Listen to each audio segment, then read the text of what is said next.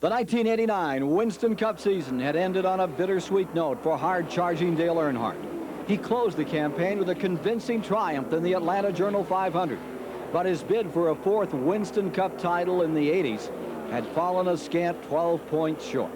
It was Rusty Wallace in joyous celebration on center stage. The Cup, the $1 million bonus, belonged to Rusty. And another decade in Major League stock car racing history was relegated to the record books. After it was over, Earnhardt was off to the solitude of a remote hunting camp and a time for reflection. You know, I feel like I lost the championship last year because of Ford. Went in the last race 75 points behind Rusty. Rusty had some problems during the day, and I was leading the race and dominating the race. And as we went on, the Ford started having problems. Bill Elliott fell out, Davey Allison, Alan Quick, and Mark Martin. That's all I needed was those four positions between me and Rusty. If they hadn't had the problems, they would have finished between me and Rusty, and I'd have won the championship. It didn't work that way. 2 weeks after the curtain fell on the 1989 season in Atlanta, the Winston Cup teams headed for Daytona. No competitor was more determined than Dale Earnhardt. January is a month plagued with cabin fever. But when the calendar flips to February, sad faces start smiling.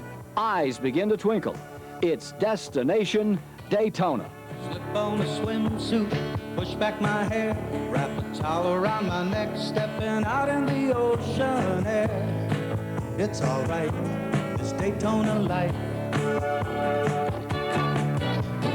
Roll out the cruiser, brush off the seat, pick up my surfboard and pedal on down to the beach. It's all right, this Daytona life. As long as the sun keeps shining and the sand doesn't blow away, and that big old Atlantic never dries up, there's just no better place. It's playtime for the fans, and there's no better playground than in the sun and the sand at the world's most famous beach. But just a few miles inland, it's strictly business. Everything at Daytona International Speedway is being checked and rechecked. The work is endless. The race cars have to be perfectly prepared for the richest contest in the sport. The new season is ready to dawn. Long as fans cheer their modern day hero on the line at Daytona Speedway, and as long as the highlight doesn't go to the dogs, there's just no better place. Oh, long as the sun keeps shining and the sand doesn't blow away, and that big old Atlantic never dries up,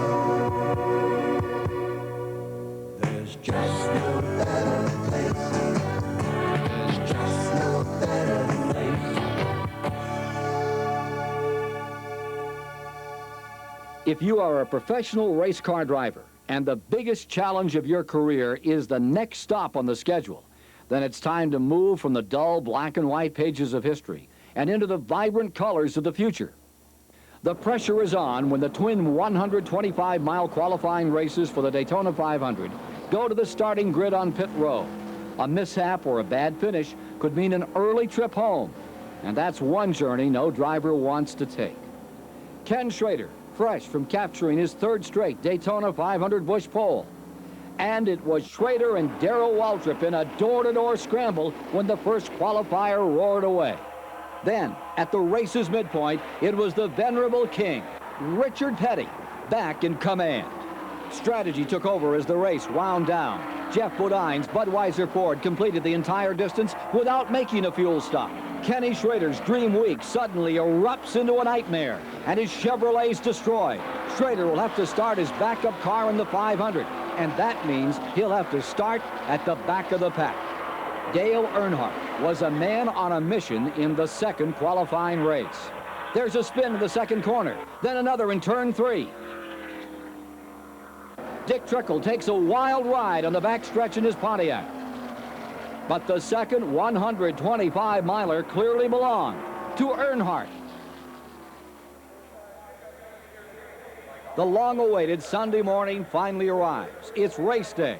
The fans are pouring in. The corporate village is buzzing with activity, and the sponsors are proudly wearing their colors. The full field of race cars are positioned on the starting grid along pit row. The largest crowd in Daytona history awaits the start of one of the most famous events in the world of motorsports. It's time for the 32nd annual Daytona 500.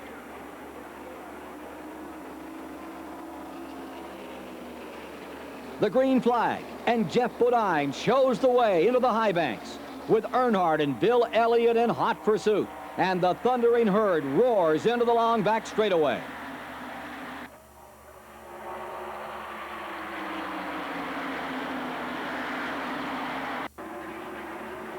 Bodine's Ford is strong, but it's Earnhardt who flexes his muscle, dives underneath Bodine in the front stretch trioval, and takes the lead. Dale Earnhardt is off and running, and it's very clear the three-time champion wants this one. Ken Schrader fights gamely to catch up from his starting spot at the back of the pack. A wave of disappointment sweeps through the sellout crowd when smoke erupts from Richard Petty's famed STP machine. But all the action is out on the big superspeedway, and there's a four-car collision amid a cloud of smoke near the exit to pit road. Schrader's out with a blown engine. Perfect pit stops are a must at Daytona, where staying in the lead draft with the front runners is so crucial. The crewmen call it maintaining track position. There's a late race caution, and final stops are in order for many of the leaders. Crew chief Buddy Parrott alertly makes the call to leave Derek Cope out on the speedway for the final few laps, and the Purolator car inherits the lead.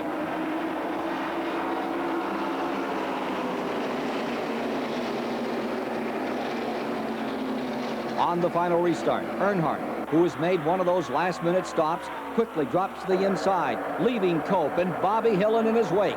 It looks like Parrott's crafty bit of strategy is going to pay off with a surprisingly strong second-place showing for Cope. It's pandemonium in the grandstands. Crew chief Kurt Shelmerdine watches intently while his good-wrench teammates urge Earnhardt around for that one final lap. His first victory in the richest, most prestigious Winston Cup race of them all, just a finish line away. Then the incredible happens. Earnhardt runs over a sliver of metal and cuts a tire. In one gut-wrenching moment, he goes from sure victory to a driver manhandling a car to keep it from smacking the concrete wall. Buddy Parrott's late race strategy pays off. It's a triumph in the Daytona 500, the first Winston Cup win of Derek Cope's promising career. Cope's Purolator crew goes wild, and Earnhardt's teammates walk away in shocked disbelief.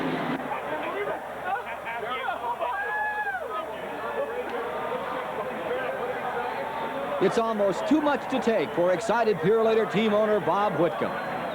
The Goodwrench crew stunned. They simply can't believe what's happened.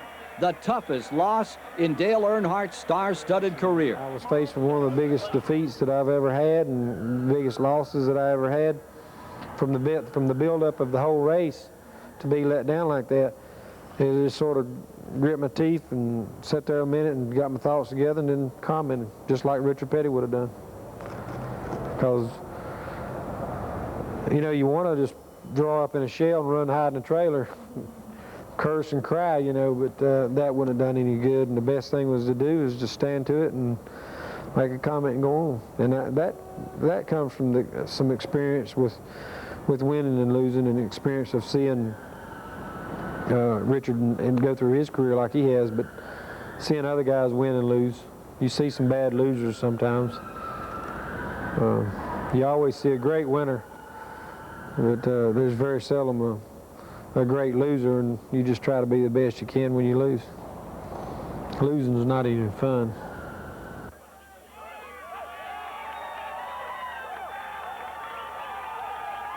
But for Cope, an athlete who at one time considered a career as a catcher in pro baseball, This was heaven. We started out to run a very conservative race at Daytona and look for a top 10 and get a good start off in 1990. And fortunately, you know, we ran up front all day and we were in a position to win that race. And, you know, Buddy Parrott's experience really came through and he made the right call at the end. And we were in position to win the race and it happened for us. And that's racing. And, you know, a lot was written about us being possibly the surprise team of 1990. And I'm tickled to death for the guys and Bob Whitcomb and Purelator and of course myself just to be able to live up to that. The Daytona 500 was over. Derek Cope had won over $188,000 and jumped on top in the national standings. And a new season, a new Winston Cup decade was underway. Richmond International Raceway in the heart of Virginia's capital city was totally redesigned just a few years back, and the new layout is famous for two things: sellout crowd and instant action. And it didn't take long before the sparks began to fly in February's Pontiac Excitement 400. Terry Labonte spins in the front stretch.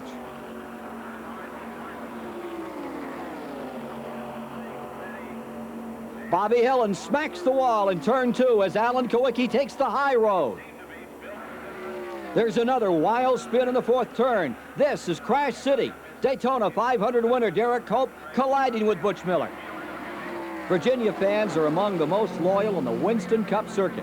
And on this blustery day, they had to watch their heroes race when the wind chill factor pushed the temperature into the teens.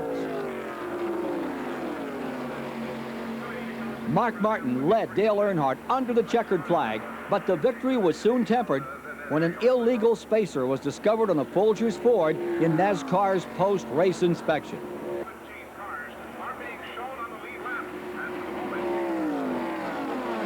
Martin's victory stood, but NASCAR imposed a fine and a deduction of 46 Winston Cup points. When the official tally was posted, it was Earnhardt on top, with Ricky Rudd, Bill Elliott, Rusty Wallace, and Dick Trickle closing out the top 5. Rockingham's Good Wrench 500 at scenic North Carolina Motor Speedway was next on the schedule. It doesn't happen very often, but occasionally a driver and his crew will hit on a perfect combination. Marked down Sunday, March 4th, 1990, as Kyle Petty's day in the sun as he wore the field down. Brett Bodine gave it his best shot, but went out with engine failure. Neil Bonnet's number 21 goes behind the wall, no power. Bill Elliott and Davey Allison contenders in the early going, but they slam together, and their day's over. Mark Martin is out.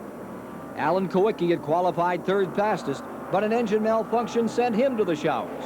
Young Petty was not to be denied. Kyle started from the Busch pole position, led 433 of 492 laps, and took home the biggest single race pot of cash in NASCAR history.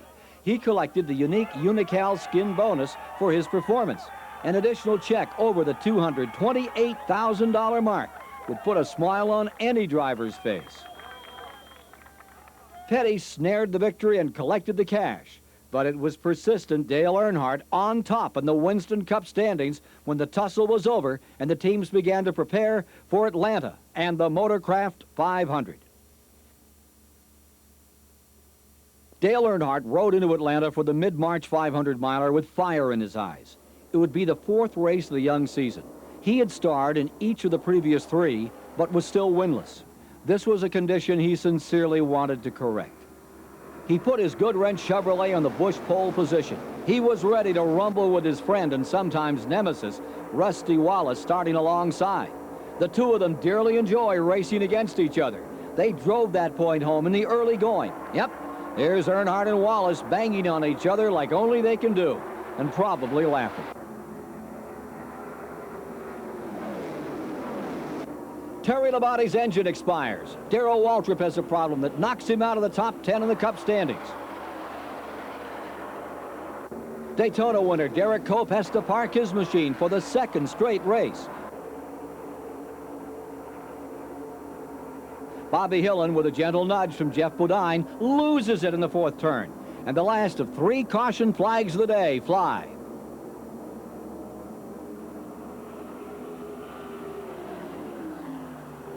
When it's time to get back to racing, there's only 2 laps left on the board. And it's Alan Kowicki, Morgan Shepherd, and Earnhardt up on top. Kowicki goes high in turns 1 and 2. Shepherd alongside. Earnhardt sees the opening on the low side, shoots the gap. A bold move that had victory written all over it. The season's only 4 races old, and Earnhardt, thrice denied, heads for victory with Shepard and Ernie Irvan trailing.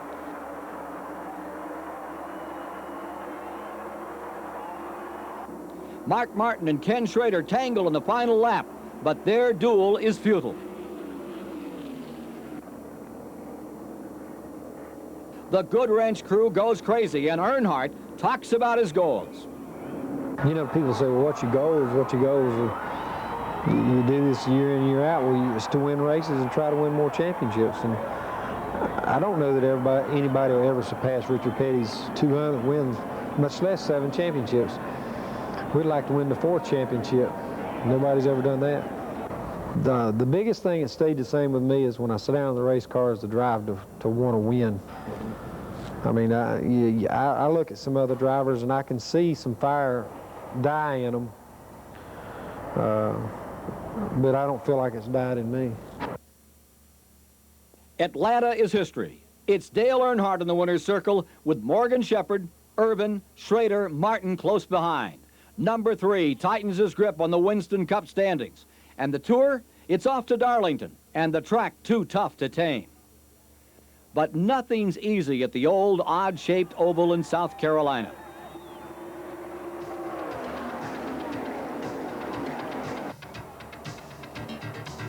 Jeff Bodine takes an early lead. Promising Mickey Gibbs is out when his engine blows.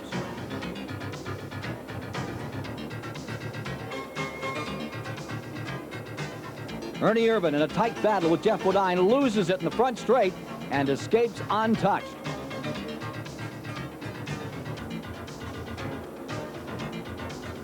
Dick Johnson finds the wall in turn 2. Rick Wilson takes a long slide down the back chute as the Crown Petroleum machine scrapes the wall. There's a major pileup coming off turn 4 into the front straightaway. Race cars crashing, spinning out of control. The track practically blocked. But somehow, Earnhardt and the number 3 managed to escape the tangle without a scratch.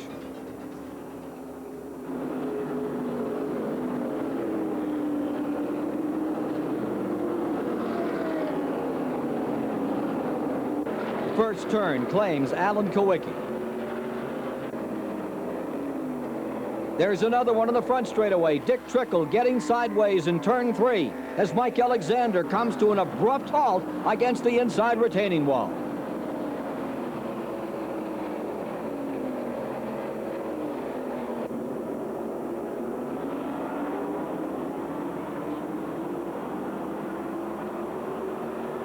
The 500-miler unfolds as a dogfight between Earnhardt and Mark Martin. The duo heads into the final lap, and Martin does everything he can to overtake the leader, but to no avail. For some reason, the Darlington legend just doesn't sink in with Dale Earnhardt. The original super speedway on the NASCAR Winston Cup circuit seems to yield to the whims of the square-shouldered athlete from Kannapolis, North Carolina, when she refuses to bow down to any other competitor. Earnhardt roars out of turn 4 and under the checkered flag to score his 2nd win of the season.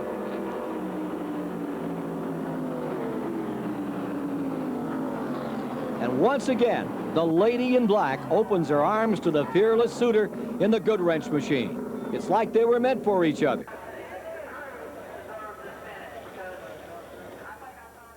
Martin, Davey Allison, Jeff Bodine, and early leader Morgan Shepard close out the top 5. But it was Earnhardt who had tightened his grip on the Winston Cup lead as the Tour prepared for Bristol's Valleydale 500 and the first short-track race of the season. It's always close quarters racing over Bristol's high-banked half-mile oval, and April's Busch 500 followed that script to the letter. Ernie Irvan had won the first pole position of his promising career. He jumped to a quick lead over Jeff Bodine. They call Bristol a body man's nightmare, and it's easy to see why. It's a full contact sport when the action begins to unfold over the tight layout at Thunder Valley.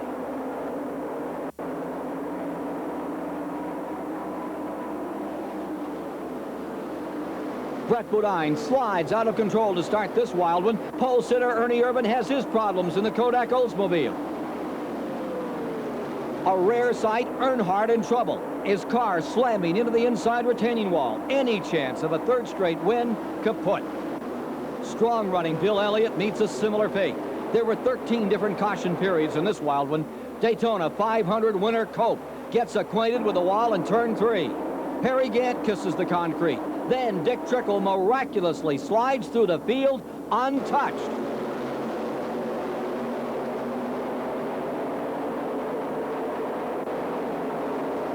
Mike Alexander loops it in the number 12, and Bristol isn't giving any favors to this home state runner. It's Alexander again, this time collecting Bobby Hillin as they both slam the wall.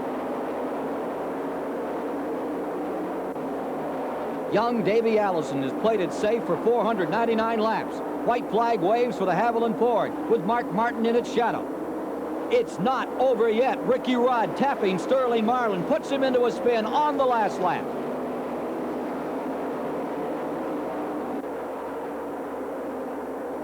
It's Allison over Martin by a mere 8 inches at the line in one of the closest finishes ever.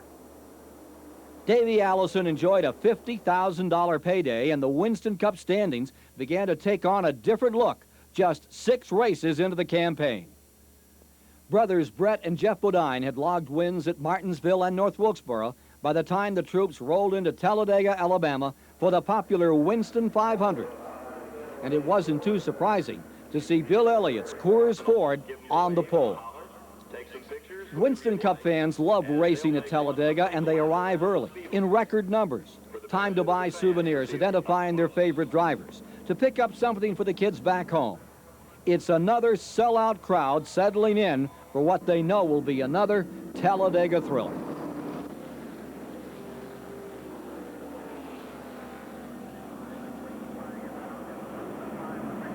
The 40-car field muscles its way to the starting flag. It's Darrell Waltrip driving under Elliott in turn 1 to grab the lead. Elliott begins to slip back in the pack. Ken Schrader closes the gap on Waltrip and pulls alongside, with Dale Earnhardt nestled in the 3rd spot, ready to strike like an angry cobra. Ernie Irvin and Davey Allison move into challenging positions, and Elliott has faded all the way back to the 8th spot. What a sight. This is Talladega racing at its finest, and that's what the crowd came to see.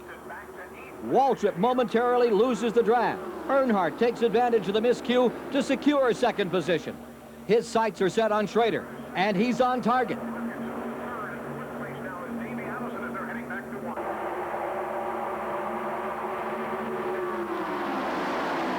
The engine expires in Derek Cope's Purelator machine, and the Daytona winner is out early.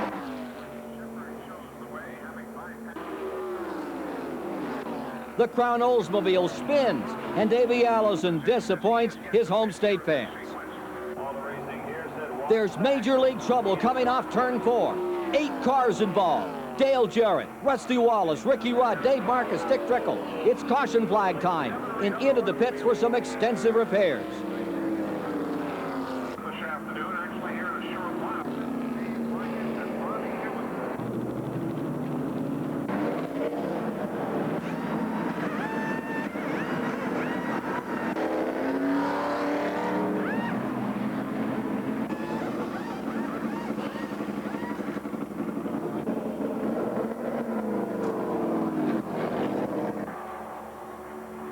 On the restart, it's Greg Sachs, Earnhardt, and Schrader in a tight 3-car pack breaking away.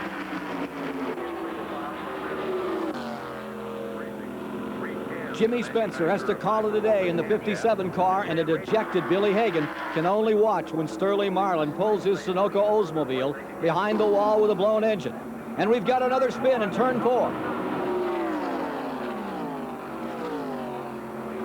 Ken Schrader's outstanding run from the number 2 starting spot abruptly coming to an end. He pulls into the pits, the hood goes up. That's the telltale sign of trouble every driver dreads.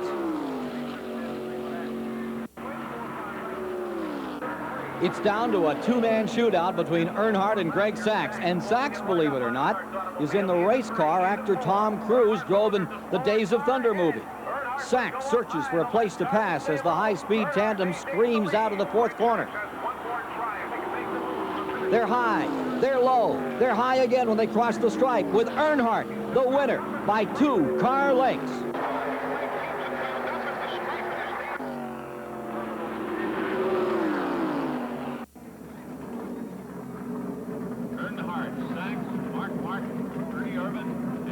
Earnhardt in victory lane for the 3rd time in the last 6 races, and that gives his exuberant Goodwrench teammates something to cheer about. A $99,000 payday for the biggest money winner in the world of motorsports, and his grip on the Winston Cup lead remains tight, but there was some shuffling in the standings. Mark Martin becomes the persistent stonecutter, just keeps chipping away. It was off to Charlotte and the Winston, a non-points race with a huge purse. The Winston is NASCAR's version of an all-star game, and it's open only to winners. And it's this most unique event that every driver dearly wants to win. The 1990 edition of the Winston Cup at Charlotte Motor Speedway called for a 50-lap opening segment, followed by a mandatory 10-minute stop before a final 20-lap shootout. Streaking Dale Earnhardt's trying to turn the month of May into one big victory celebration. The Goodwrench drivers fresh from the dominating win at Talladega. And the number 3 is in a familiar spot on the point. There's just no stopping the 3-time Winston Cup champ on this beautiful spring afternoon. Darrell Waltrip gives it the old college try, but he trails behind in the 2nd spot. The cars blaze through the banking in turns 3 and 4, and Earnhardt's not looking back. Earnhardt's domination is not restricted to the racing surface. He's supported by one of the most talented and colorful crews in the sport. Crew chief Kurt Shelmerdine leads this dedicated group that jokingly calls themselves the Junkyard Dogs. But there's no joking when it's time to get down to business.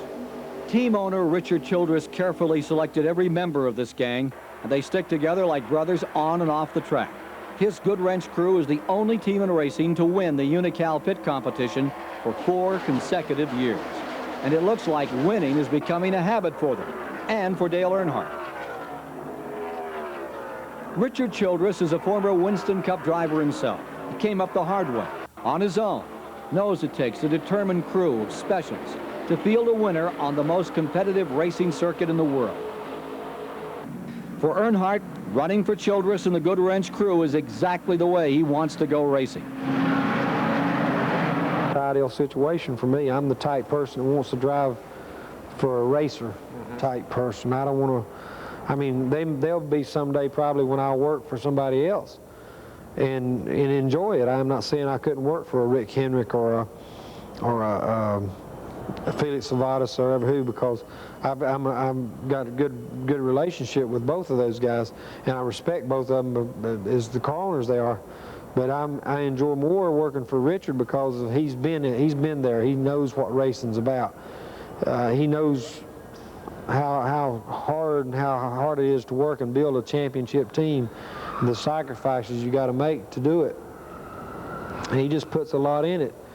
Not money-wise, I guarantee you he probably puts time and effort and thought more into it than he does money, as far as if you could compare it, if you could pile it up, if you could pile the experience and the time and the effort up and put the money in a pile, the time and effort and experience would be outweigh it by 100 tons. And you know, he's just that type. He works the people, and he's got a good relationship with every man in the shop, and you know, he's built a good team. Those guys make good money. They're on a good profit sharing plan. There's a lot of incentive over there for them to work there. But I think every guy that works there wants to work there because the team and the driver. It's not a situation where they're paid big money to come there. It's a team that wants to be together.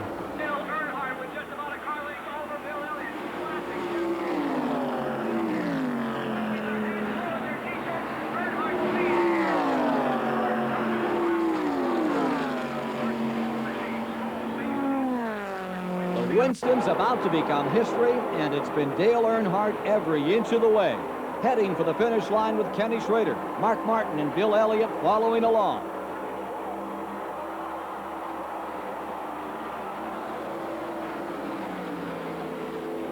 This is a $325,000 payday for Dale Earnhardt.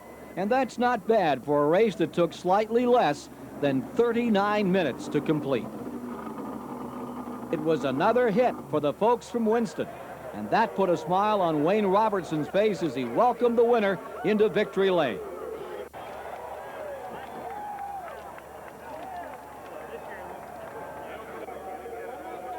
Earnhardt's junkyard dogs had good reason to celebrate.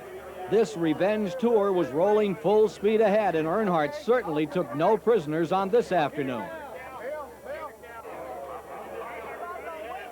The winner's circle at Charlotte was a joyous scene. Everybody getting drenched with a sweet champagne of victory. Long, hard hours and teamwork had paid off.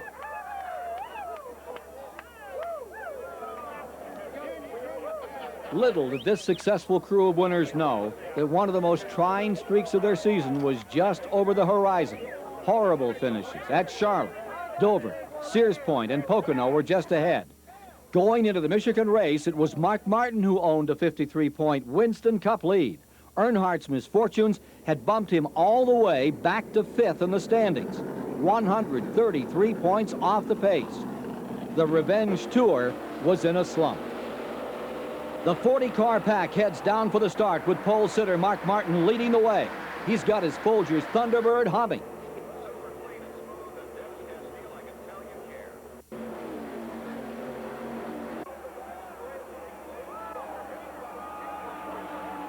It's three abreast racing coming off the 4th corner, and this sellout crowd loves it.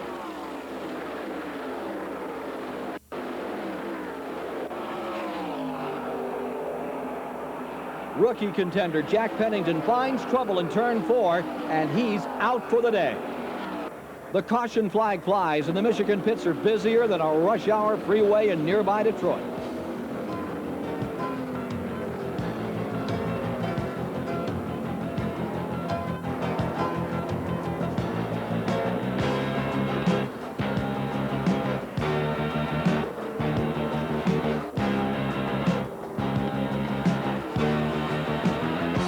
It's Ernie Irvin and Earnhardt going at it as the 400-miler nears conclusion.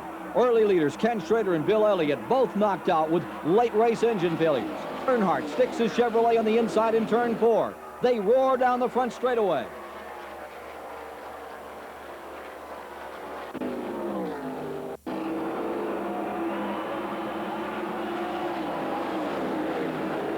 It's Earnhardt at the finish line by 0.2 of a second.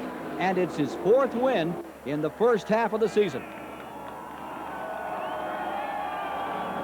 But Mark Martin's solid 4th place showing keeps him squarely on top in the Winston Cup standings.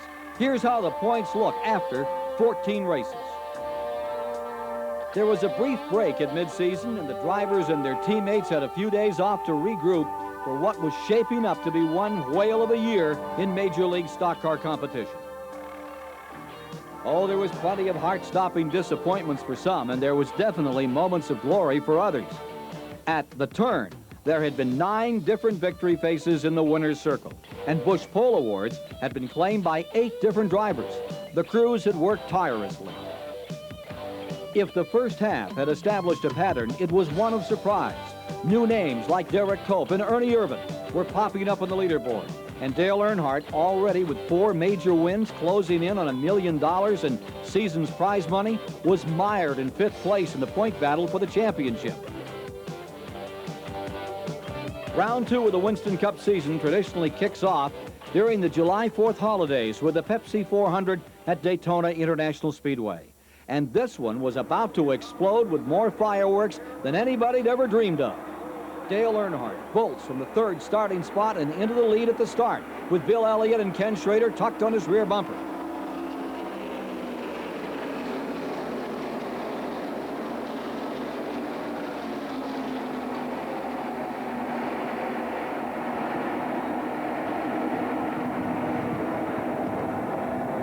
Busch pole winner Greg Sachs, Richard Petty and Daytona 500 winner Cope follow, scrambling for position in a 3 abreast cluster as the first lap begins to unfold.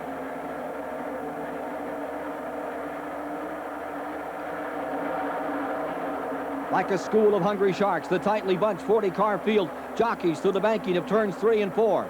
Petty on the inside, Cope on the top, Sachs sandwiched in the middle, and there's 34 screaming race cars breathing down their necks. There's contact in the tri-oval. Spin, more contact. It's mass confusion on a smoke-covered speedway, almost instantly blocked with badly battered machinery.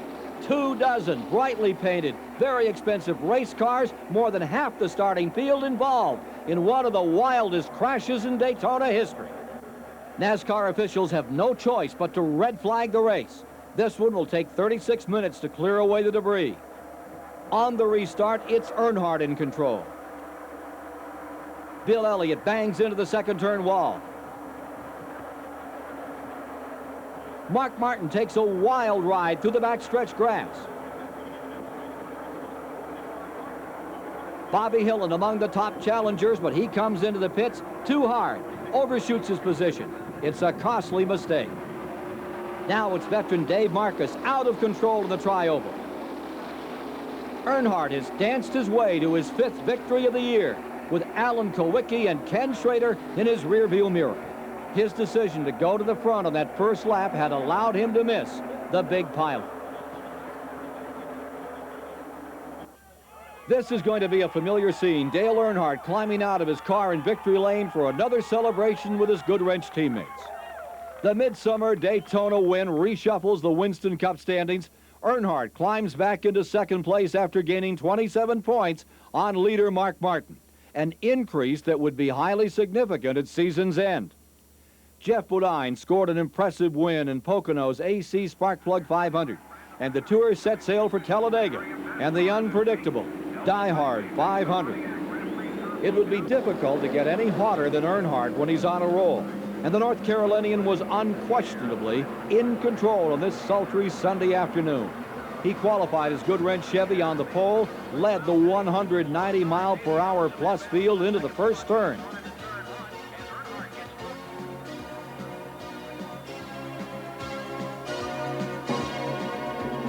The field appears to be a mirage in search of an oasis under that hot Alabama sun as they move down the back chute. Earnhardt moved by Davey Allison's Ford to take command coming out of turn 4. There is no racing facility in the world quite like Talladega. The corners bank 33 degrees, 5 stories high. There's no place to hide. The cars storming out of the banking like a squadron of fighter planes. Each driver feels like he's in total control, and every single one is fully aware that he's on the brink of the twilight zone. But that's what Talladega racing's all about, teasing the edge without falling overboard. It's the ultimate test of man and machine. Some make it, others don't. A car spins out of control entering the front stretch tri-oval, and Dick Trickle is trapped by the accident with no place to go. He slams the wall. The yellow flag is out, and the pit crews swing into action. Quick stops are a must for the top contenders because they know it's essential to stay in that lead draft.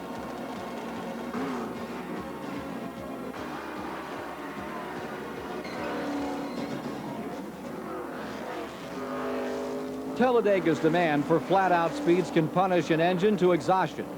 Terry Labonte finds that out early. It's Jimmy Horton subbing for an injured Darrell Waltrip on the point when the 500-miler goes back to green. But Bill Elliott sees an opening, makes a bold move, and takes control in turn 3. Another engine failure. This time it's Rusty Wallace guiding his powerless mount back to the garage area. The season isn't being too kind to the reigning Winston Cup title holder. The race winding down, and Dale Earnhardt knows it. He moves under Elliott down the long back chute and reclaims the top spot. It's the checkered flag next time by. Elliott looks for an opening as they head for the finish line. But not this time. Earnhardt screams to his second Talladega win of the season, and his hard-working Goodwrench crew goes wild. What a day for Earnhardt. He's picked up his 6th win of the season, collects over $150,000 in prize money, pushes his winnings for the year over the $1 million mark, and most importantly, he's within 1 single point of Mark Martin in the Winston Cup standings. It's time to shuffle off to upstate New York and the famed Watkins Glen International, one of the two road racing circuits these drivers challenge each season. It's Earnhardt, after a surprisingly strong qualifying run that produced a course record, taking the lead at the start. But this record-setting crowd knows it won't be long before the sparks begin to fly. The 17 and 12 cars collide. Then it's Michael Waltrip and Ernie Irvan scooting off the course and into the grass.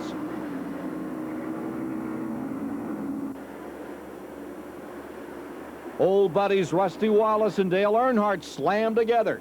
These two competitors dearly love to race against each other, but this isn't turning into a very good season for Wallace. He manages to hang on to lead the most laps, but a blown engine sends him to the sidelines during the middle of the battle.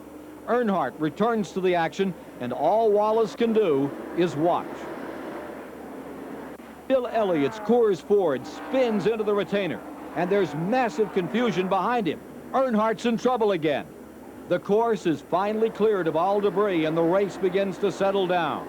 It's Ricky Rudd and Rick Hendrick's Chevrolet mounting an impressive lead. This is turning into an ironic battle for second place between two brothers, Jeff and Brett Bodine. The irony is understandable. Their hometown, Chemung, New York, just a few miles away. It's Rudd at the finish line for his first victory of the season, and the first of the year for the three-car Hendrick stable.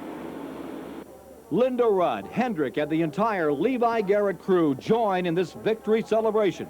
And it was Jeff Bodine just ahead of little brother Brett next in line, ahead of Mike Waltrip and Mark Martin in the finishing order. Martin nudged his Winston Cup lead up to 10 points over Earnhardt, and the teams hurried home to prepare for the upcoming champion Sparkplug 400 at Michigan International.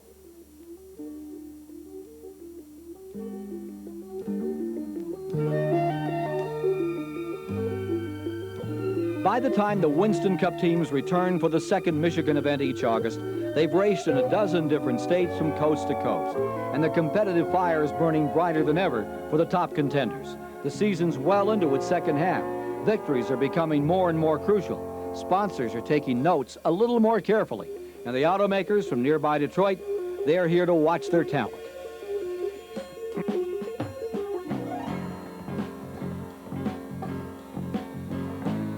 Every morning of a race weekend, crews perform their pre-race rituals. Each crew is aware of the importance of every Winston Cup event. Theirs is a world of 5 a.m. wake-up calls. They arrive at the track at sunrise. You've got to be on the scene early if you want to catch the big one, and they respond with dedication. No cheering crowds, no adoring fans clamoring for attention at this hour. But there's still work to be done. Plain old garage work. Tools to organize, tires to mount, cars to prepare.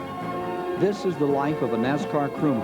A torturous 29-race schedule, long hours, days on end away from home, all in quest of the Winston Cup. When everything is made ready, the car heads for inspection, and NASCAR officials examine every square inch inside and out before a car is certified race ready. Mark Martin owns a delicate 10-point lead over Earnhardt going into this 400-mile chase, and he's keenly aware of the importance of this race.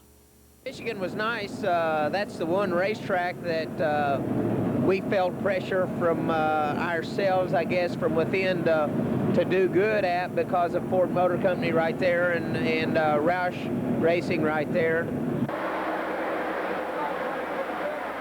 Pole sitter Alan Kowicki and Bill Elliott head the field at the start.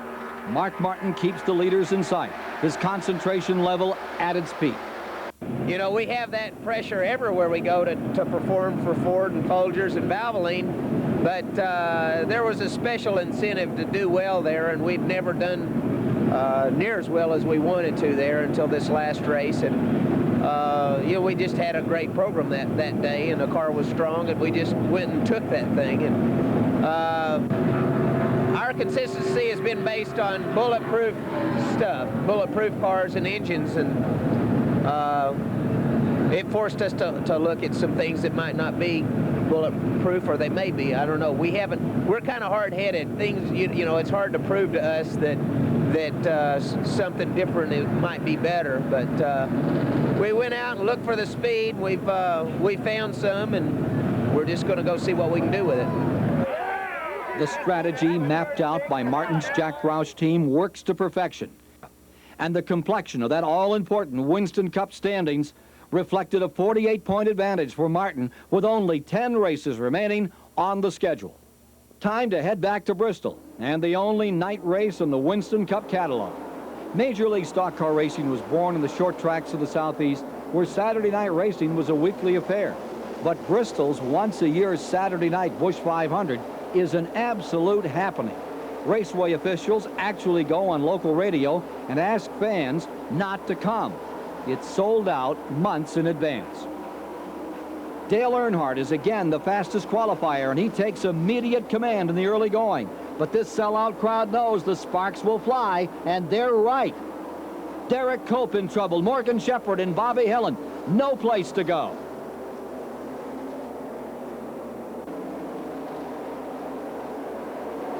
The Tide car slides down the front straightaway. Number 20 locks up in a reverse spin. Even the pit crews are having problems. Yes, sir, this is Saturday night racing, Bristol style, and it's still early in the 500 lapper. It's the 20 again. Morgan Shepherd is not having a good evening. It's Davey Allison, then Kyle Petty. Dale Jarrett. Now Alan Kowicki. Trouble seems to be lurking in every corner. There are 10 caution flags on this night, and you can see why. On the white flag lap, Ernie Irvin with a slim lead over Rusty Wallace. Wallace trying every move in the book.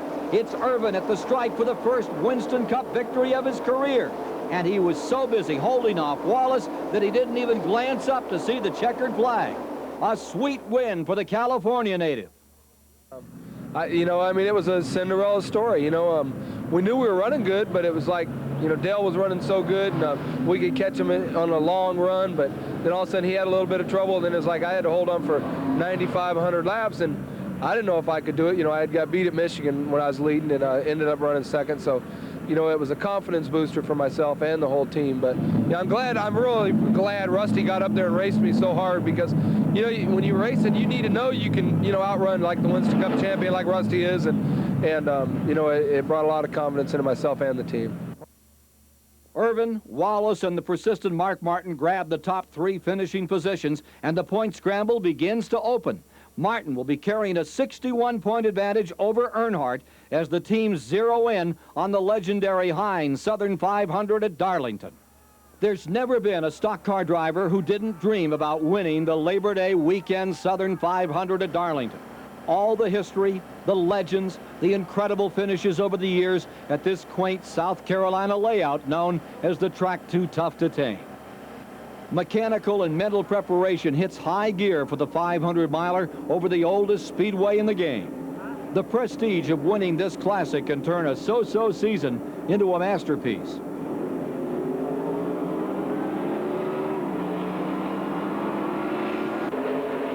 It's Earnhardt out front when they wave the green flag, with Bill Elliott and Jeff Bodine in hot pursuit. Mark Martin and Alan Kowicki in trouble in the second corner, and Greg Sachs in the 17, no place to go. Oh, Brett Bodine almost loses it in the same spot. Rusty Wallace is qualified 4th fastest, but his engine lets go 14 laps into the race. Ken Schrader and Morgan Shepherd have an unscheduled get-together in turn 2, and it's H.B. Bailey into the inside retainer in the front stretch. Unpredictable Darlington, not handing out any favors on this afternoon. Among the many festivities in Darlington's Labor Day weekend is the banquet and induction ceremonies into the National Motorsports Press Association Hall of Fame. The late Leroy Yarborough was one of the best drivers to ever walk across the NASCAR stage, and he was the first inductee into the Hall of Fame this time around. Little Bud Moore and Yarborough were good friends and fierce competitors. I flew an airplane with him one time. He used to fly airplane, didn't have no license, but he still flew it. And he didn't fly by gauges. I seen an article recently about it. We was coming from Atlanta to Columbia, and all of a sudden I cross-checked the radios and found out we was in Savannah. Finally convinced him we was about 150 miles south of where we ought to be, and we finally got on home. But I did a lot of things with him. We got in a lot of stuff, and he punched me out one time on the pit wall in Martinsville. I wanted to kill him for that, but I never did. But I got back at him a few times, like we was in Augusta, Georgia one night, and he was flying in his airplane. They had his old sportsman car there, and I was warming it up, and it rained pretty hard. And just as he got over the racetrack, I was the only one they'd let warm his car up there that night because we were racers, and he was tough, so I just turned his old car over. Leroy Yarbrough, a true champion, and so was the second NMPA inductee in '90.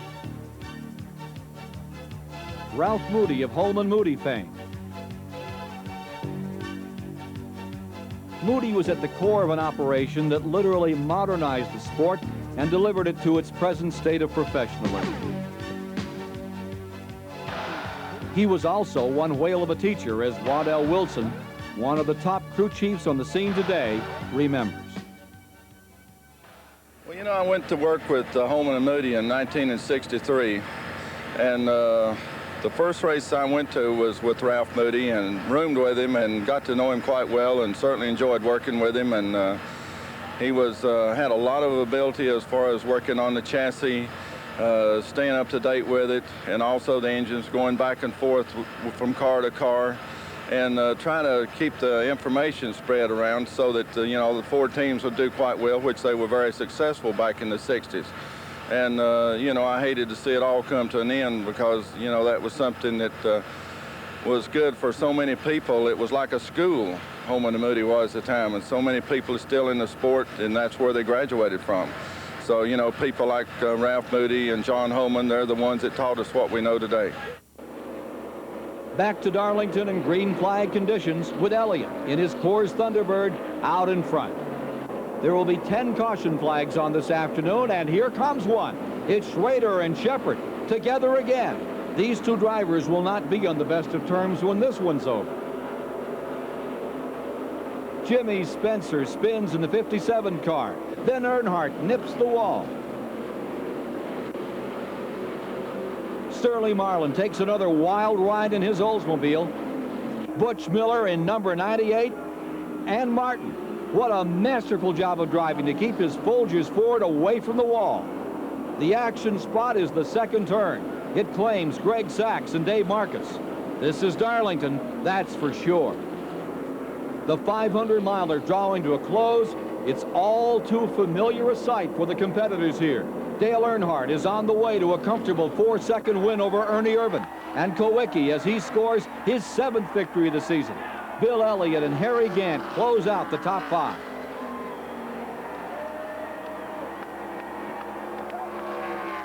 That was a payday that pushed Earnhardt over the $11 million mark in career winnings, the tops in all of motorsports worldwide. And this victory chipped away at Martin's Winston Cup lead. Earnhardt only 26 points behind as the tour rolls into Richmond, Virginia for the Miller 400. Richmond in early September is the place to be if you want to see some exciting Winston Cup racing. And the 1990 Miller 400 was ready to deliver. Look at this surprising front row. Ernie Irvan is on the pole for the 3rd time this season. And Mike Waltrip, Darrell's younger brother, is alongside after posting the best qualifying effort of his fast-rising career.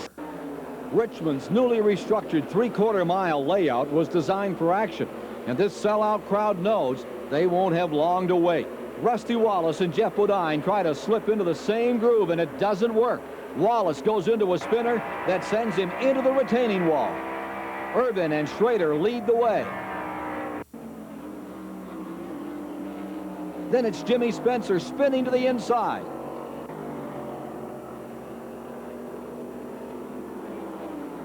Martin gets wrapped up in a tangle with Schrader, and here comes Chad Little and Alan Kowicki. Dale Jarrett, Sitco Ford, out of control down the backstretch, and he gives the inside retainer a heavy lick.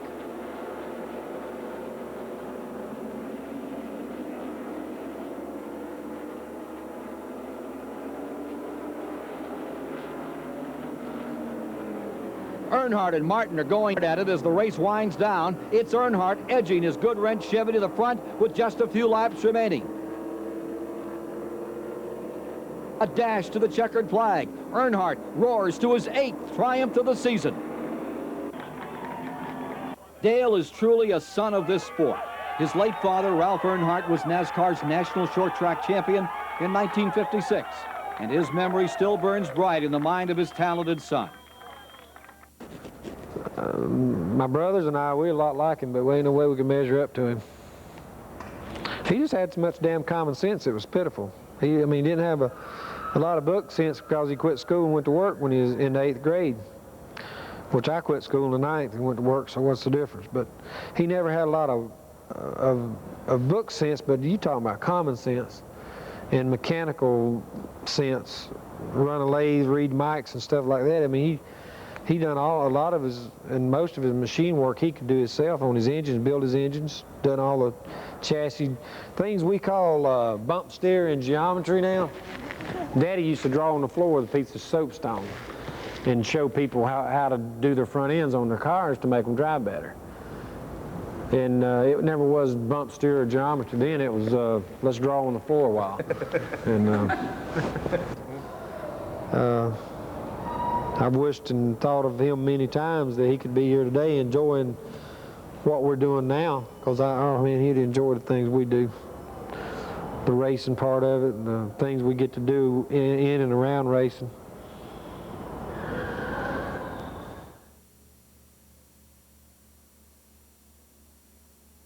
Earnhardt's win over Martin at Richmond enables him to gain a few more points in the Winston Cup chase, and the teams get ready for the Peak 500 at Dover Downs in Delaware, and a race in which Earnhardt is the defending champion. It's Dover, the Monster Mile, and this day will belong to Bill Elliott and his Coors Ford team. Elliott quickly took command from his Busch pole position, and he stayed at the point throughout most of the afternoon, content to watch in his rearview mirror while Mark Martin and Dale Earnhardt slugged it out for valuable Winston Cup points and the runner-up spot. Dover's reputation as a monster didn't take long to surface, and some of the runners back in the pack felt the sting. Ernie Irvin takes a wild ride in the Kodak Chevrolet. Now it's Dick Trickle with his hands full in a long slider down the backstretch.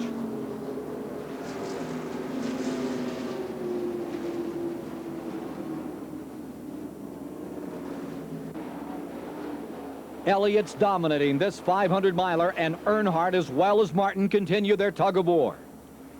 Elliott finally gets to log his name in the victory column with a solid win over Martin and Earnhardt, the only 3 cars in the lead lap on the finish. 6 races to go. Martin now with a 21-point advantage in the Winston Cup standings, and Earnhardt, they're nipping at each other like 2 hungry gators as the teams head for Martinsville, Virginia, and the Goodies 500. The scenic Martinsville half-mile oval is the shortest and one of the tightest ovals on the Winston Cup Tour, where sheet metal contact is practically unavoidable. The drivers like this close quarter racing, but the body men and the fabricators back in the race shop who build these powerful machines don't share the same enthusiasm.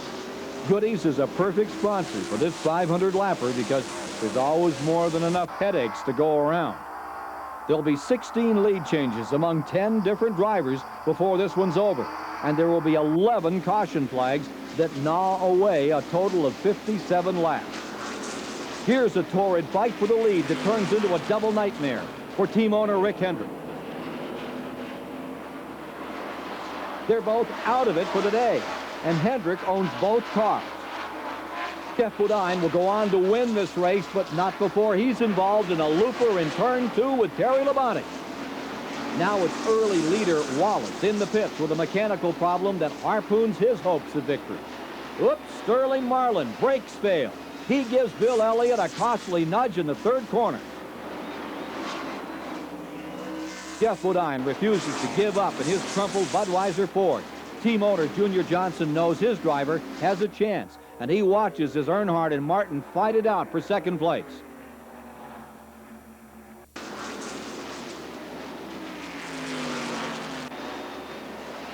Bodine shows the way to the finish line, and his Budweiser crew celebrate their 3rd win of the year. The 90 campaign was Bodine's first with a team owned by the legendary Johnson, and that's got Bodine excited about the future. We know we're going to do better in 91, and we're really confident in that statement because we've learned a tremendous amount this year. I have about a fourth Thunderbird. The team and I have come together more as the year went on. And we have some improvements coming in the engine department with Ford, so we know we're going to be a stronger team next year than even this year. So that's a lot to look forward to. I can't wait for 91 to start. Earnhardt came home in second place, just ahead of Martin, and the Winston Cup battle narrows back to 16 points as the competitors head for North Wilkesboro and the Holly Farms 400 in the foothills of the Blue Ridge Mountains. 5 races remaining when pole sitter Kyle Petty and points leader Martin kicked this one off. It's been an up-and-down year for young Petty. He won the early season Goodwrench 500 at Rockingham, and he's been at the front on numerous occasions, only to have miscues, mechanical problems, end his chances for victory. Morgan Shepherd loops it in the third corner. Then it's Rick Mast in the 98 who gets rear-ended by Terry Labonte and Harry Gant. And there goes Kyle spinning in turn 4.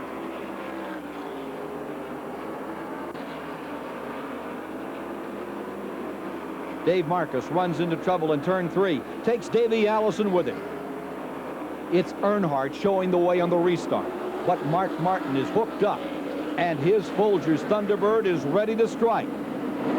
You know, the North Wilkesboro thing was a situation where we had run good there many times before, but as we continue to learn, we're continue to make changes in our setup for that racetrack, and we started to race pretty darn good, but Dale was better. We had to do something to catch him, and you know, the guys gambled and made some changes, and it made us better, I think, and we were just able to, you know, to pull that one off too. Martin moves alongside Earnhardt, snatches the lead away from his rival. Dale nudges Mark in an effort to regain the top spot, but not this afternoon. Martin puts the hammer down, soars to a healthy 3.5-second lead at the finish, much to the delight of his Folgers teammates. It's a shame that one of these teams is going to have to finish second, because under normal conditions this would have been a runaway points battle. There would have been no battle to it, but both teams have just done so good this year that you know, it's wound up coming down to the wire. Martin wins the race. Earnhardt is second, but he led the most laps, so the point battle is a standoff, with Jeff Bodine, Bill Elliott, Rusty Wallace watching from a distance. This is going to be a 2-man showdown, and it's on to Charlotte with 4 races left in the season. The countdown clock for the Winston Cup crown is ticking loud and fast when preparations get underway for October's Mellow Yellow 500 at Charlotte Motor Speedway.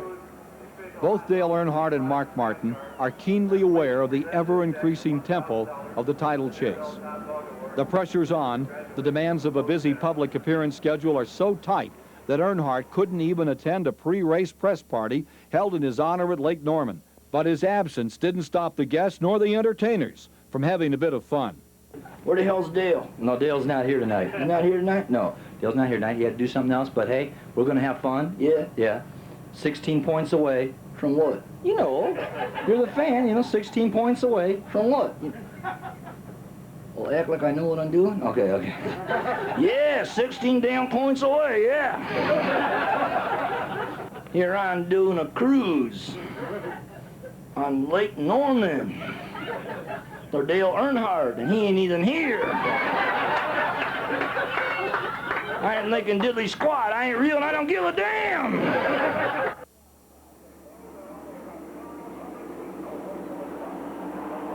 It didn't take long for things to get serious when race day dawned.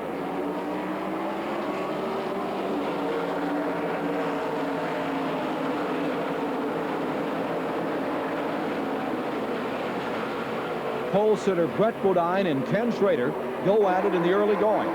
Martin had qualified 6 quickest. Earnhardt was much further back in the 15th spot.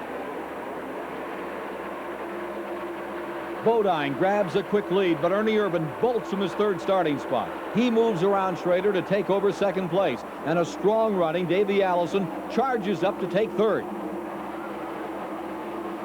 It's total warfare in the front stretch dogleg, and this huge Charlotte crowd knows the cannons will soon be firing. It doesn't take long. Jeff Woodine taps Jimmy Means and sends him into a spin. The nightmarish year Rusty Wallace has been having continues. This time it's an overheating problem. He'll finish 38, hopelessly out of the title chase. Mark Stahl out of control, spinning the Hooters Ford down the front chute. Jimmy Spencer and Chad Little tangle directly in front of the packed grandstand on the front straightaway. The mishaps just keep coming. Earnhardt's car was rammed on pit road while it was still up on the jacks, and now it won't handle. He slams into the wall with his good wrench machine. The yellow flag flies. Earnhardt returns to the pit. His crew is just not giving up. It's Bill Elliott at the head of the pack on the restart, with Schrader and Kyle Petty giving chase. There's a two-car scramble near the flag stand.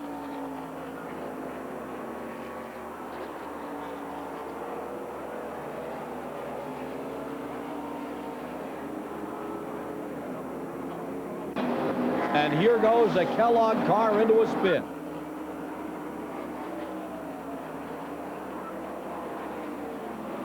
This is not Earnhardt's day. He miscommunicates with his crew, leaves the pits with no lug nuts on the left side, and the wheels fall off. A frantic good wrench crew rushes down to turn one to help their driver. It's raining problems on this clear North Carolina afternoon. Dick Trickle hammers the fourth turn wall, collects Bobby Hillen in the process. Hillen goes into a screaming spin down the front straightaway. Shortly after the sixth and final caution flag, Davey Allison puts his Haviland Thunderbird on the point, and the young Alabama driver's in command. His Robert Yates-led crew looks on as he streaks through the front stretch, under the checkered flag, for his second win of the season. Later, the talented son of Bobby Allison talked about the ups and downs of the 1990 season. Well, it was definitely a few more downs than I would like. You know, we can't call it a bad season because we won 2 races. There's so many people out there that didn't win any at all, and guys that have won races in the past. So, you know, it just wasn't the kind of season that we wanted. We wanted to have a little bit more consistency. We wanted to win more races. We wanted to have more top 5 finishes, more top 10 finishes, but it just didn't happen that way. Some of it was by our own mistakes, and some of it was by bad luck. And we're just going to have to get our act together this winter and try to come up with what we need for next year. It was Davey Allison with a 3-second victory over Morgan Shepherd. Martin's lead over Earnhardt grew to 49 points with only 3 stops left on the schedule. It's time to shuffle off to Rockingham at the AC Delco 500 weekend that traditionally highlights the Unocal 76 pit crew competition. The Unocal competition is one of the most popular features of the season for the Army Ants on the teams who fight it out all year long on pit road. 4 tires and a full tank of gas in less than 25 seconds. And they know loose lug nuts and spilled fuel will mean penalties. But they perform their duties with ballet precision. There's a cash bonus for the top team. But more importantly, the fastest crew wins bragging rights for an entire year.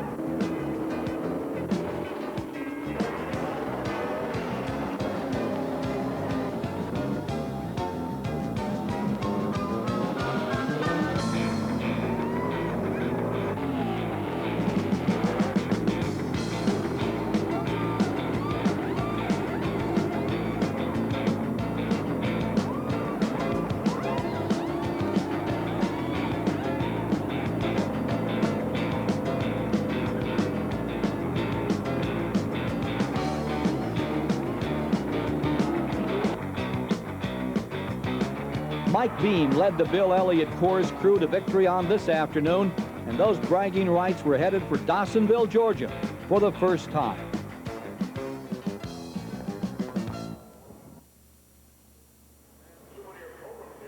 Rockingham would be a totally different story for Mark Martin and Dale Earnhardt on this late October Sunday in the North Carolina Sandhills. Both posted mediocre qualifying efforts, with Earnhardt in the 20th starting spot, Mark Martin right behind in 21st. their quest for the Winston Cup seemed out of focus.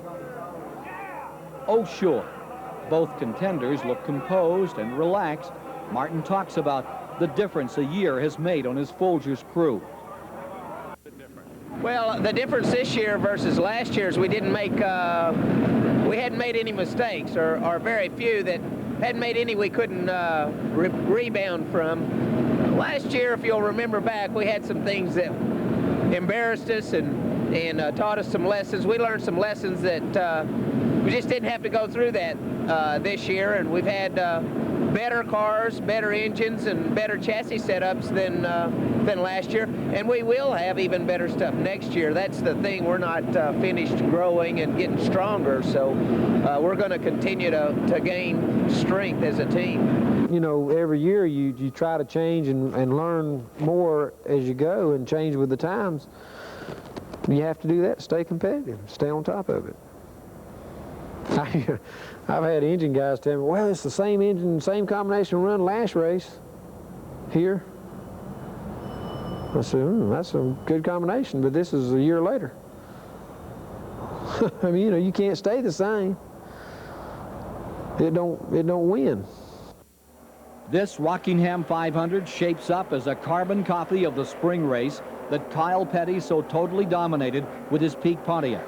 At one point, he was the leader from lap 50 all the way to lap 222.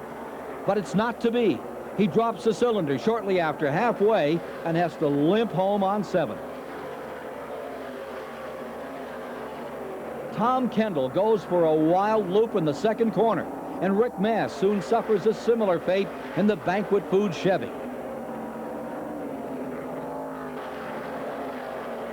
Both Earnhardt and Mark Martin fight it out, but both were in ill-handling cars that simply couldn't get the job done. The championship contenders finished 2 laps off the pace and out of contention. Alan Kowicki had this one under control as the laps wound down, and the mechanical engineering graduate from Wisconsin was on his way to ending a personal victory drought.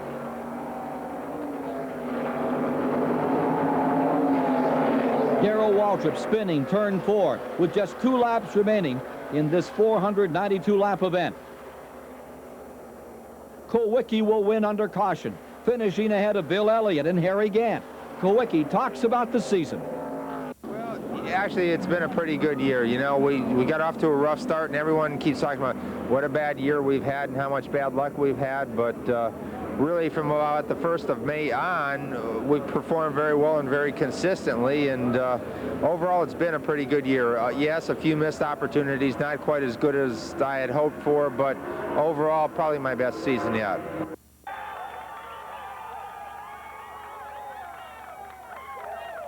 "27 races are 1990 history. There are only 2 more remaining on the schedule. Mark Martin owns a formidable 45-point lead over Earnhardt, is their team's head for Phoenix, Arizona, for what was heavily publicized as the duel in the desert. But you would never get the impression that the $1 million Winston Cup bonus was even a factor. After 10 long months of crisscrossing the nation, these drivers are all still relaxed, still composed.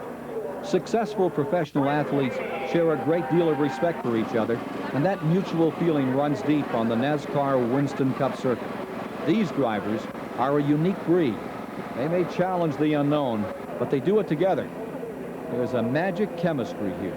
The friendship Dale Earnhardt and Rusty Wallace share has been well documented. Dale talks about it. In his worst way, he loves to beat Dale Earnhardt, just like Dale Earnhardt grew up wanting to beat Darrell Waltrip, Richard Petty, and these guys. And there's nothing I enjoy more than a good race with Darrell Waltrip. Well, there's nothing more Rusty enjoys more than racing with me and beating me. And I'm sure it feels the same for Mark or a lot of people.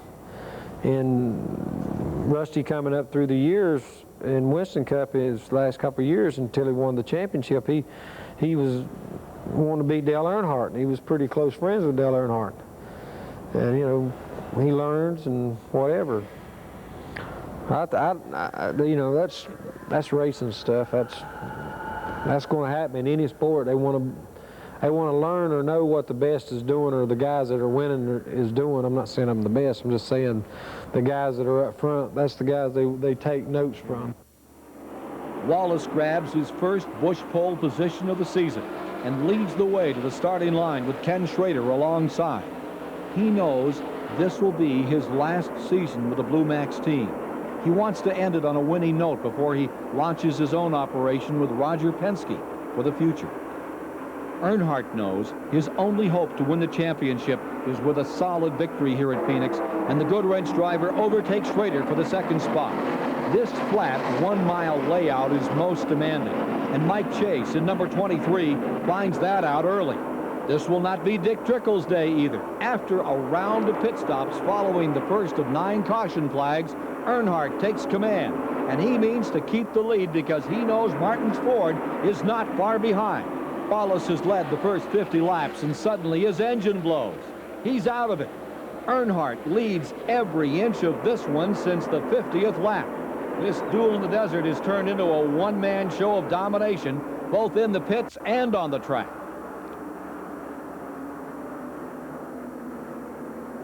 A late race caution flag flies. Mark Martin, hoping to improve on his 4th place running position, pits for fresh tires. It would prove to be a most costly maneuver. None of the other cars in the lead lap elected to pit. Martin stuck behind slower traffic on the restart. Earnhardt in complete control with only 7 laps to go on the scoreboard.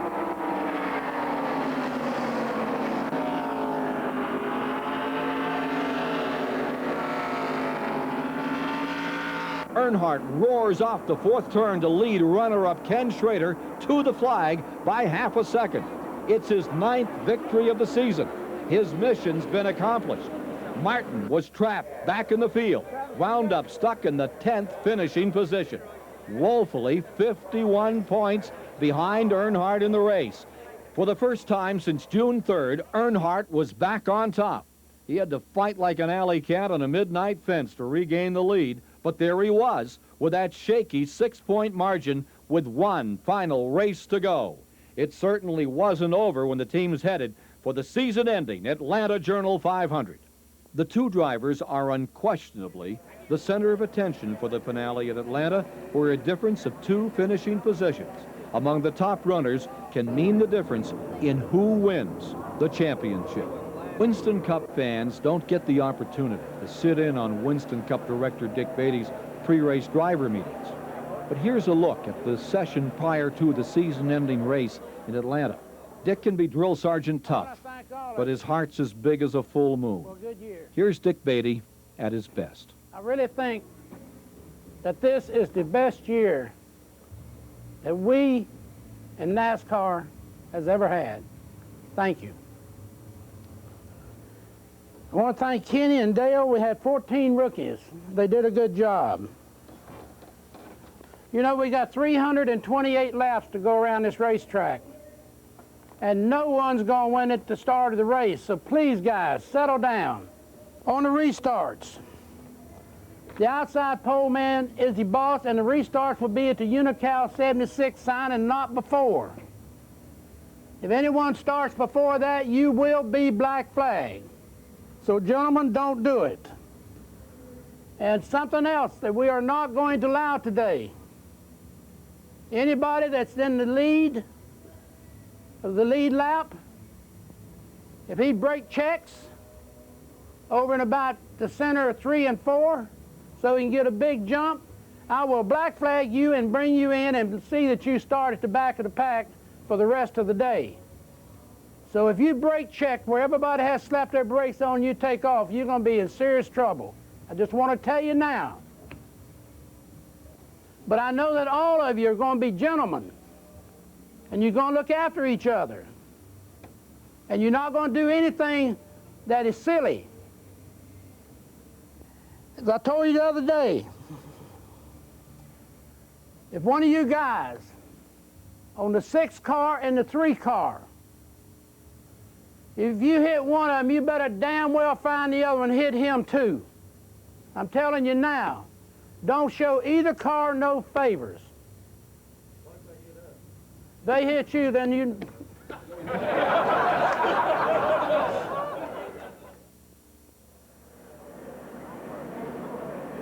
Earnhardt and Martin strap in for their final shootout. There's a lot of respect between these two, and both men know what's waiting at the end of the line in this 500-mile confrontation. Dale's team has been great. Dale's been great on the racetrack. He's always treated me with respect, raced me harder than I could ever have dreamed of being raced. But at the same time, he's always done the right thing. And, you know, he gets that back from me. And we've just, you know, it's been a good season. It's been good for the sport. It's a shame that one of these teams is going to have to finish second. Somebody's going to win, somebody's going to lose. But, you know, win, lose, or draw, I mean, I feel like we can hold our head up and go on after the thing's over Sunday. I don't think it'll be a deal where you hide your head in shame and go the other way. Because we've raced hard and we've fought back to lead the points here going into the last race.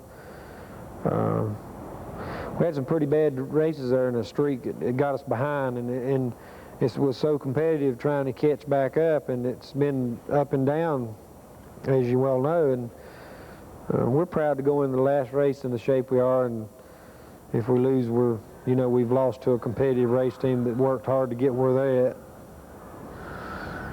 And they've been working, ain't they? They sure have.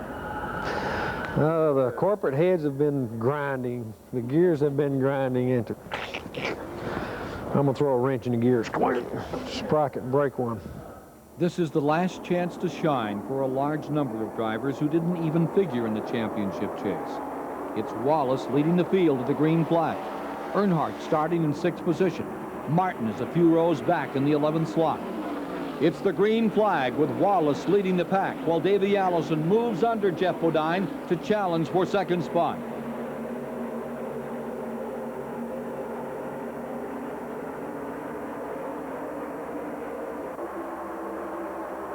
Wallace in control in the 3rd and 4th corners, but young Allison is on the move.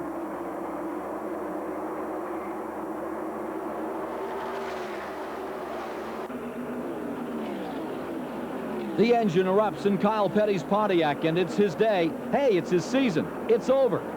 Jim Bound in the 57 car wallows in turns 3 and 4.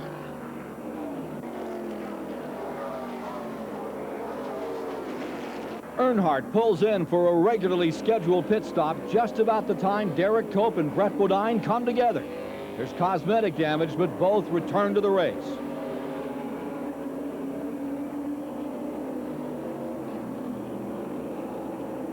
There's an engine problem on Davey Allison's Haviland Ford. It's not serious enough to send him to the sidelines, but victory chances are shot. Pancho Carter's return to Winston Cup action ends abruptly when his Ford brushes the 4th turn retaining wall. All the scrambling for position on the track is secondary for these two men. Team owners Jack Rouse and Richard Childress are chasing the biggest prize in the sport, and their drivers, Martin and Earnhardt, are slugging it out.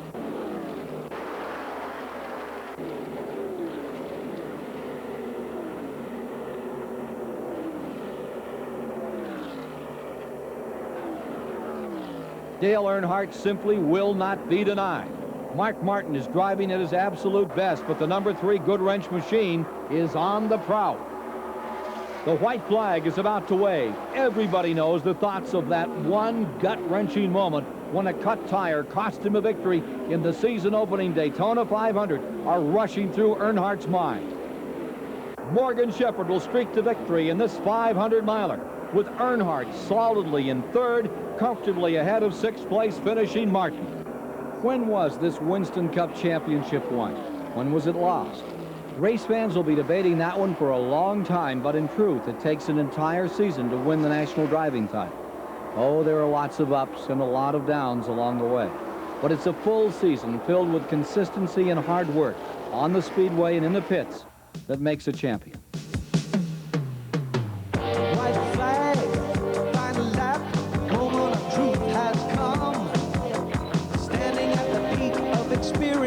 Where the man and machine become one.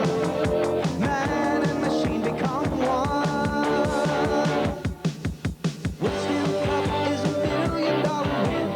No giving up and no giving in. $1 million win it, Winston Cup. No giving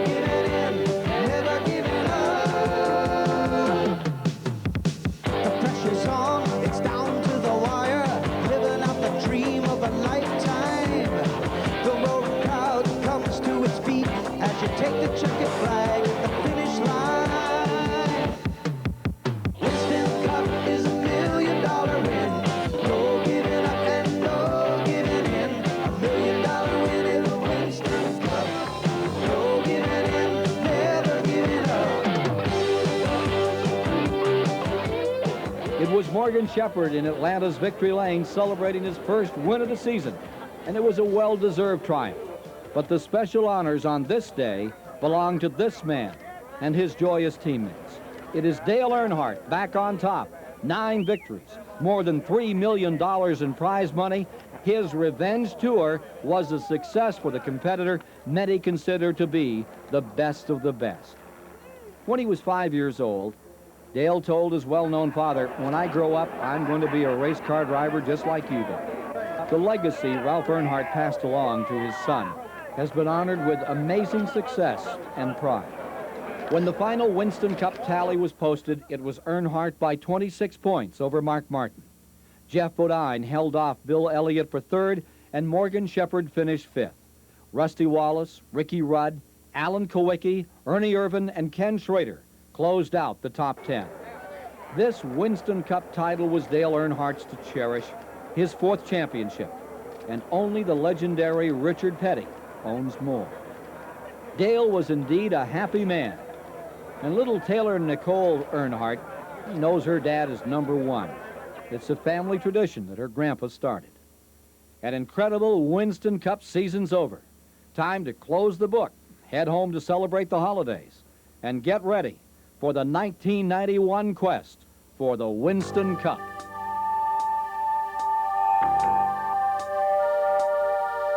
The grandstand seats are empty, another victory come and gone. Silence falls over the speedway, but it's not gonna last for long. They'll be coming around a curve at Daytona, and as the pace car opens the door, who will go the distance? Who will be the champion when the challenge begins once more? Winston Cup is $1 million win. No giving up and no giving in. $1 million win is the Winston Cup. No giving in, never giving up.